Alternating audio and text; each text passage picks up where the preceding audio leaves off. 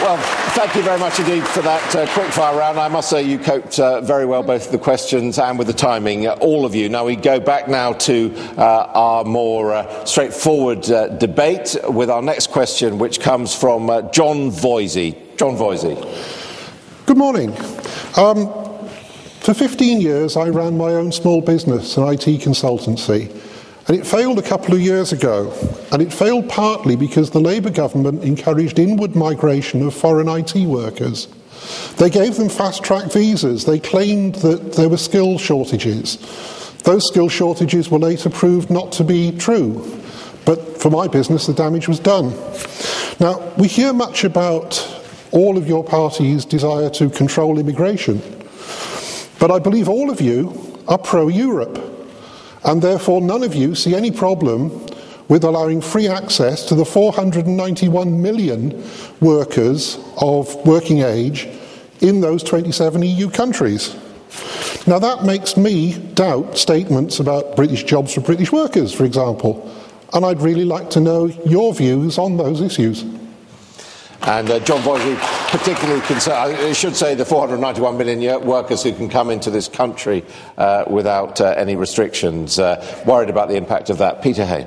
Well, people come into this country from the rest of the European Union, and our citizens go and work in the rest of the European Union. The whole point about Europe is it is an open market, and there's free movement of labour and free movement of business as well, and that's to our mutual benefit. But we have cracked down very toughly on both asylum, illegal asylum applications and entrance to this country, and also have introduced an Australian-type points system. Maybe we should have done that earlier, but we've introduced it in the last 2 years, which is really tackling the problem that you say and is making sure that you can only come to this country and if you have a much-needed skill, or if a job has been advertised for at least a month in the local job centre and it can't be filled, then an employer can recruit from elsewhere. Thank you, Peter Hain for Labour. Next, Kirsty Williams for the Liberal Democrats. John, I'm really sorry to hear about the experience that you had, and the government did hugely underestimate the numbers of citizens from those accession countries to the EU that wanted to come to Britain. The Labour and the Conservative governments have provided over an asylum system that has left us in a right mess. It's hugely confused and in many ways, simply isn't doing the job for us. One of the key things we'd like to do is reintroduce exit checks that were got rid of by the last Conservative government and hasn't been tackled by the Labour Party, so that we know that people who come in on legal visas actually leave, because we've got no idea. Thank you. One of the things that we have done in this recession is to make it clear where you have government contracts, then we want to try to give local companies opportunities to bid for those contracts, and also to try to make sure then that there are social clauses in those contracts to protect local employment.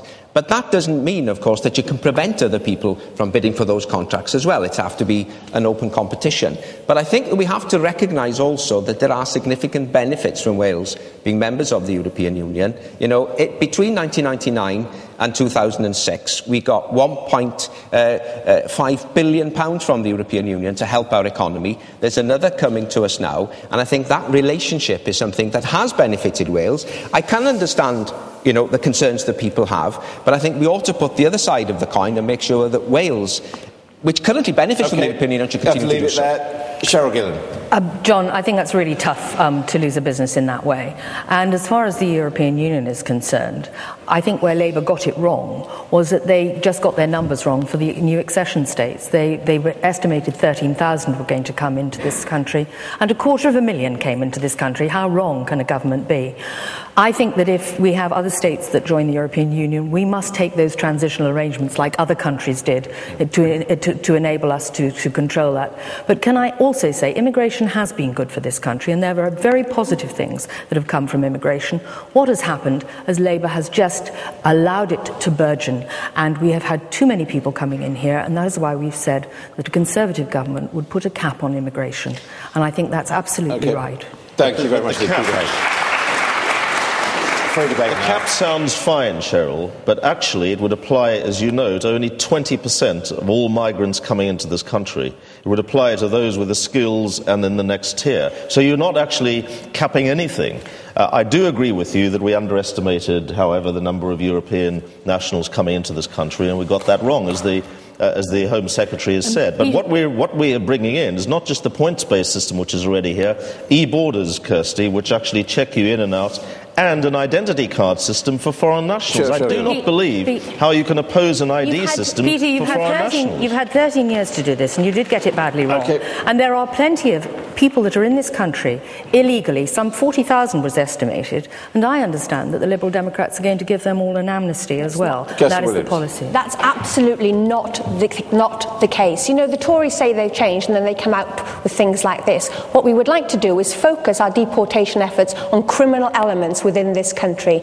Now, there are some people who've been here for a long time, and we want to give them the right to earn their citizenship based on their skills, their ability to speak the languages of Wales, and get them into the tax system so that they can contribute, and focus our deportation efforts on those that have done criminal acts here. And that's a policy that is supported by the Conservatives Mayor of London. So you would leave all the illegal immigrants that you think you can identify, that's estimated to be about 40,000, you would give them an amnesty. It's only the criminals that should be deported. And quite frankly, there's about 1,000 people that came out of prison under this Labour government that were here illegally and were not deported. But the open borders with the European Union for immigration, is that a good thing or a bad thing? And those are exactly the people that need to be focused on to be deported. I mean, you know, you can't sort of, you know, it's there. Those are the rules that we have to abide by. So people like John Boise are just going to take it, but I think we have to recognise, however, that there was an underestimation. Peter's acknowledged that, and I think we all acknowledge that.